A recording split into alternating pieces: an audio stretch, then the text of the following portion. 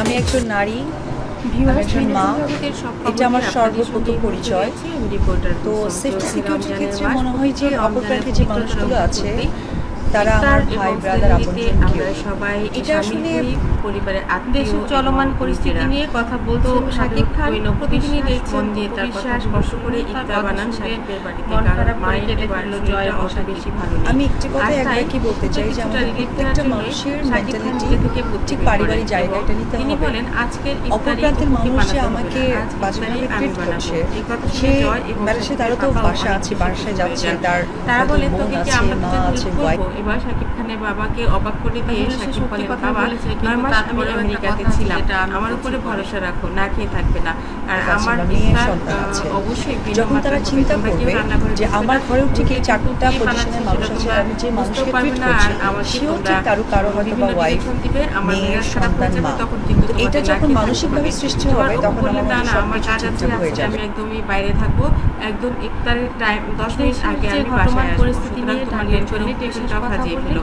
ওদিকে শাকিব খানের মা মিটিমিটি হাসছেন উপর কথা শুনে। শাকিব খানের মা বললেন আমি কি তাহলে হঠাৎ করবো? যারা একবার শাকিব বলেন না তুমিও না, তোমাদের আসলে কেউ থাকেন কিচেনে ঢুকবে না, আমি যা বানাবো সেটা তোমাদের যদি আস্থা থাকে তাহলে তোমরা খেতে পারবে, কোনো সমস্যা হবে না। যারা শিক্ষিত ফ্যামিলি এবার কাজের যারা লোক আছে তাদেরকে বললো যে তোমরা কেউ আজ তোমাদের সবার ছুটি, যারা পড়াশোনা করে বড় হয়েছে তাদের পরিবারে এই ধরনের রান্না করে কারো কোনো কাজ নেই।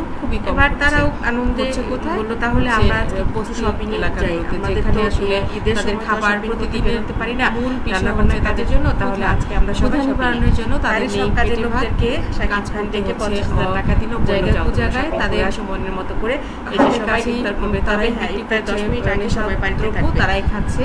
এই যে শাকিব খানের বাবা তাদের কাছে আমিও কি কোথাও চলে যাব নাকি আমি বাসায় জায়গাটা যেমন তৈরি শাকিব খান এসে দিল বললো না তাদের শিক্ষা পারিবারিক শিক্ষা পারিবারিক বোধ মূল্যবোধ এগুলো হাতে ভিতরে তারাই কিন্তু এগুলো ঘটাচ্ছে। এবার আমরা যদি শুধুমাত্র মুনিয়া তনু এদের ব্যাপারগুলো না আর তো তুফানে যা করে বলেছে যাবৎকালে যত বেশি রোজা রেখে ওনা ঘটেছে সেই রোজাগুলোকে আমরা খতিয়ে দেখতে তুই যা দেখবো যে বেশিরভাগই আমরা কেউ ডিস্টার্ব করছি না, যারা ঘটাচ্ছে তারাও যে বুদ্ধি আছে সেটা। তো সেই দিক থেকে তারপরেও বাংলাদেশের মানুষ যে সোচ্চার যেভাবে হয়েছে কিন্তু কোনো খাবারই আমার কাছে ভালো লাগতো না। আইনটা যদি সেই তাহলে তাদেরও কানে যাবে যে এই কাজের এই সাজা তারা যদিও পড়াশোনা নিজে বাড়া তারা যা লাস্টের 3 মাস তো আমি এত বেশি প্রচার হলে এবং আইনটা মাঝে মধ্যে তো কার্যকরী দামে কেউ করে বলতাম কি রান্না মানুষ দেখতে পায় সেটা তাদের চোখেও পড়বে এবং তারা সচেতন কারণ আমেরিকার আমি মনে করি আপনাদের কাছে আর আমরা তো ব্যাপারটা আমি যেটা বললাম সেটা কেমন আমাকে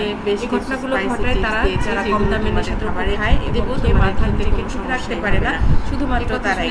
তো সেই জাতীয় মানুষ কারা আমেরিকাতে এবং সেই জাতীয় যাদের সাথে বলেন না তারা কারা এটা যদি আমরা মিলিয়ে নিতে পারি তাহলে দেখবো যে আমরা যে মানসিক হ্যারাসমেন্টে আছি সেটা যতটা কমে যাবে, মানসিক ট্রমাটা ততটা কমে যাবে এবং এই ঘটনাটাও একদম এক সময় নিশ্চিহ্ন হয়ে যাবে।